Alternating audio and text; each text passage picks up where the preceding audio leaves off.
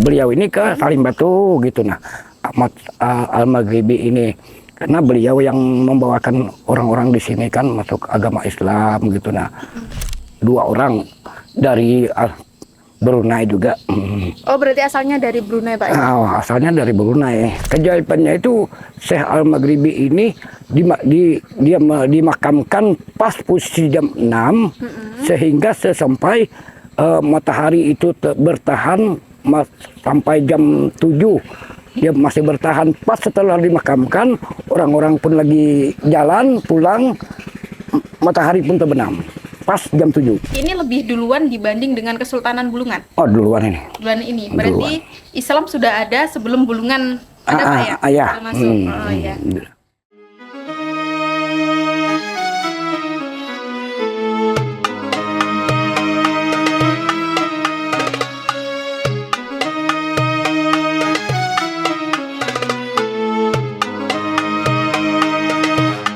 Assalamualaikum warahmatullahi wabarakatuh. Selamat pagi Tribuners, marhaban dan ya Ramadan. Berjumpa lagi di Ngabuburit Asik di Ramadan 2026 ini bersama Tribun Kalimantan Utara. Nah, di sini kita akan sedikit mengulik terkait dengan sejarah masuknya Islam yang ada di Bumi Tenguyun.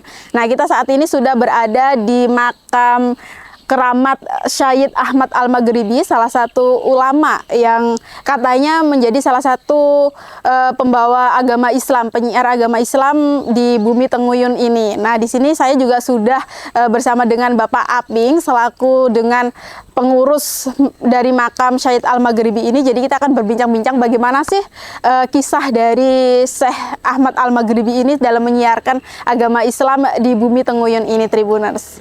Yuk, ikuti terus.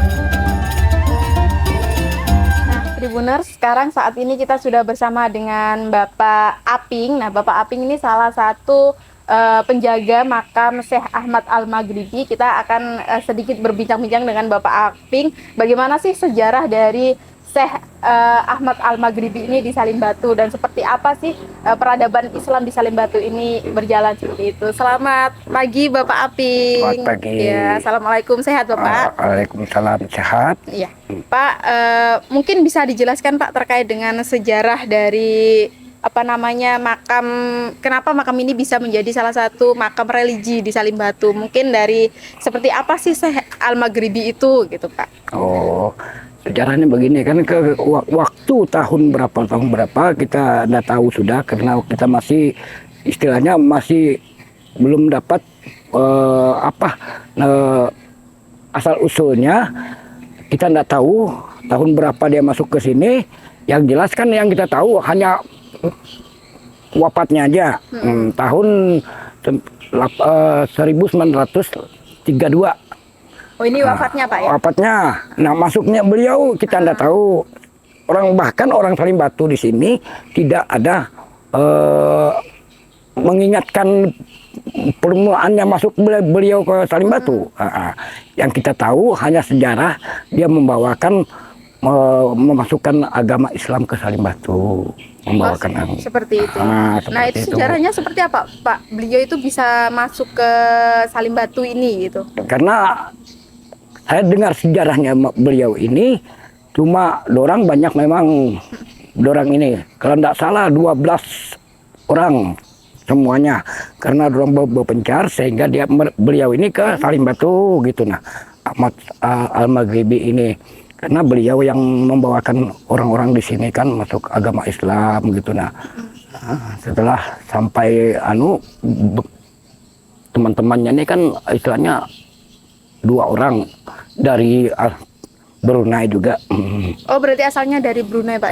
Asalnya dari Brunei. Kalau saya lihatannya itu kan sejarahnya itu sekarang. Pak, apa sih yang menjadi karomah dari Syekh Ahmad Al-Maghribi ini? Pasti namanya awalnya kalau saya baca itu belum ada Maghribinya Pak ya? Iya, memang. Nah, itu seperti apa Pak ceritanya? Karena beliau ini kan memang awalnya namanya itu Ahmad aja. Nah, karena beliau ini ya pengaruhnya besar di Salim Batu ini, boleh dikatakan diangkat menjadi Syekh Al-Maghribi gitu nah. Selama ini tadi kan itu beliau orang biasa juga, bukan orang apa model saya apa, ya cuma orang biasa aja dia. Tapi ada cerita khusus nggak Pak? Misalkan kalau nggak salah itu pas waktu saya baca beberapa sumber itu Syekh Al-Maghribi ini saat dimakamkan tuh ada keajaiban. Nah, ada. Itu ada. Keajaibannya itu Syekh Al-Maghribi ini dia dimakamkan pas posisi jam 6 sehingga sampai matahari itu bertahan sampai jam 7. Dia masih bertahan. Pas setelah dimakamkan, orang-orang pun lagi jalan pulang, matahari pun terbenam pas jam 7. Oh, pas waktu si Syekh Al-Maghribi ini dimakamkan, mataharinya tetap terang di daerah tetap, ya, Pak? tetap bertahan matahari itulah dinamakan Al-Maghribi. Itu karomah, salah satu karomah beliau Ya, Pak, ya? itulah karomahnya dia beliau ini.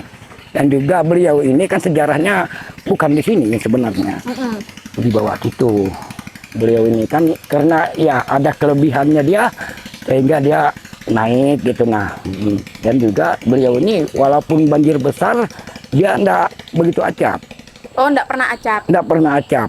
Bahkan barang ini kalau hujan boleh dikatakan orang dua ini tetap basah, dia enggak. Oh, ini ada 2 makam Pak ya? Boleh kita lihat? Tiga. Silakan.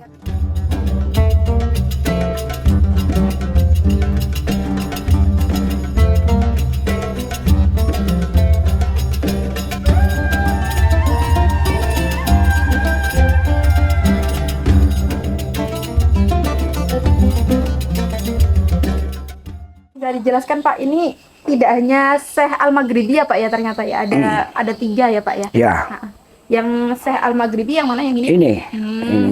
Ini Al-Maghribinya, Syekh Al-Maghribinya. Itu ibaratkan pengikutnya. Oh, pengikutnya. Pengikutnya dia. Jadi istilahnya boleh dikatakan dialah istilahnya kepala mereka, membawakan mengajarkan agama-agama di Salim Batu ini. Oh, ini masih Masehi Pak ya Pak? Tahun Masehi. Jadi ini lebih duluan dibanding dengan Kesultanan Bulungan. Oh, duluan ini. Duluan ini. Berarti Islam sudah ada sebelum Bulungan ada Pak ya? Ya. Sudah masuk. Oh iya. Pak, sejauh ini makam ini sering dikunjungi masyarakat nggak Pak? Menjadi salah satu objek religi atau seperti apa? Sering. Makanya saya di sini kan istilahnya tidak bisa kotor apa. Siang-siang malam tetap orang ada. Cuma kita tidak mau istilahnya begini enggak mau kita kan, cuma ya mereka aja yang mau berkunjung silahkan. Kita enggak mau bisa juga melarangkan orang berkunjung kan, biarpun di agama pun yang mana silahkan saja. Berarti tidak harus orang Islam yang tidak, karena sesuai dengan apa keinginan kita kan. Tapi Syekh Maghribi ini ada keluarganya atau tidak Pak? Kalau keluarganya sih tidak ada, kalau saya lihat di anunya itu di asal usulnya. Kalau anaknya ada, saya lihat itu ada anaknya 2. Nah cuma kita tahu posisi anak itu di mana sekarang. Berarti tidak dimakamkan di sini. Tidak dimakamkan, beliau aja dimakamkan. Pak, ini terkait dengan kondisi makamnya ini berapa kali sih Pak dilakukan renovasi gitu, atau dari awal memang sudah seperti ini? Atau... Nah ini awalnya kan bukan begini sebenarnya, karena ya boleh dikatakan ya namanya sekarang kan modern. Nah kalau yang dulu kan memang ini aja sendiri.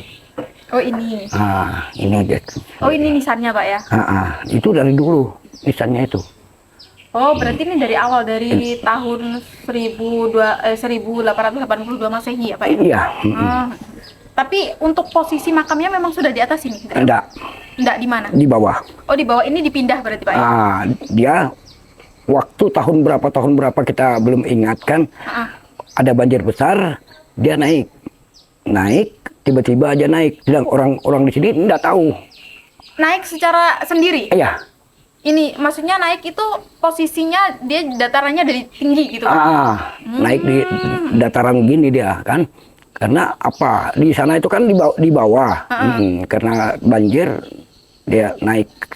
Ya Tribuners, ini di sebelah kiri kita ini adalah makam dari Syekh Al-Maghribi.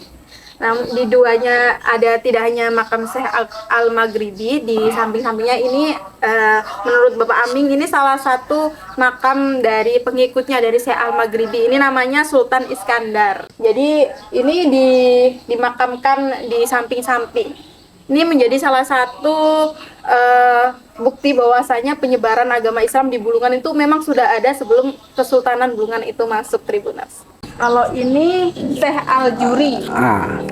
Ini juga salah satu pengikutnya dari Syekh Al-Maghribi. Apa ini, Pak?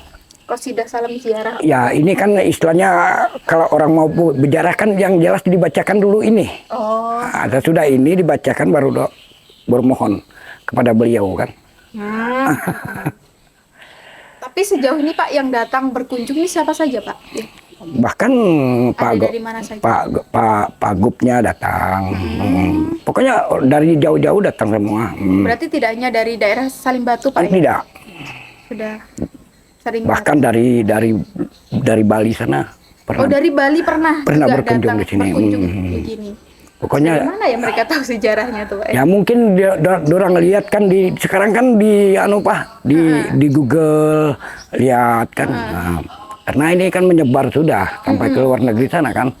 Jadi mereka tuh lihatnya di sini, oh di sini. Bahkan orang tidak tahu datang di sini sama sekali tidak tahu makamnya di sini di Salim Batu nih, tiba-tiba jalan minta pertolongan dari mereka di Tanjung Selor bawa ke sini. Pak, biasanya ada prosesi khusus nggak Pak? Misalkan bagi para peziarah yang datang, misalkan harus berwudu dulu atau seperti apa gitu, atau tidak boleh apa gitu? Oh enggak.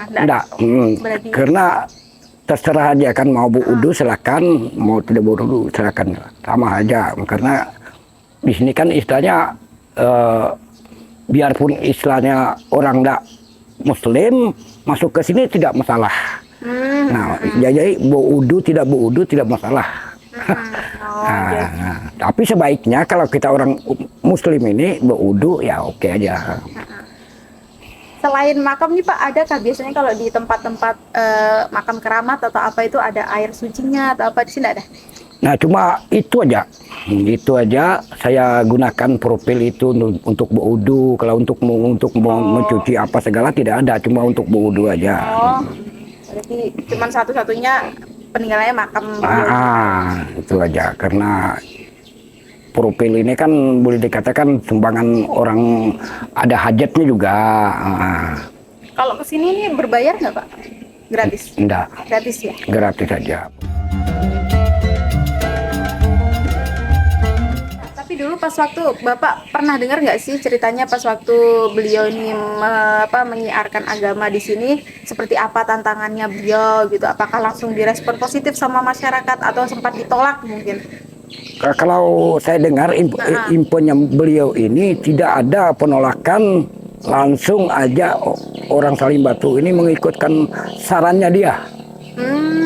Dulu sebelum beliau datang untuk menyiarkan agama Islam, apa sih Pak agama mayoritas di Salim Batu? Ya, orang-orang zaman dulu. Iya, zaman dulu itulah mayoritasnya agamanya kayak sama hal aja sama orang pedalaman gitu nah. Oh, jadi tidak mengenal Tuhan. Gitu nah. Terus diberikan pencerahan oleh beliau ini ya? Iya, jadi beliau ini begitu datang dan beliau ini mau membawakan agama Islam di sini. Tidak ada penolakan juga kan.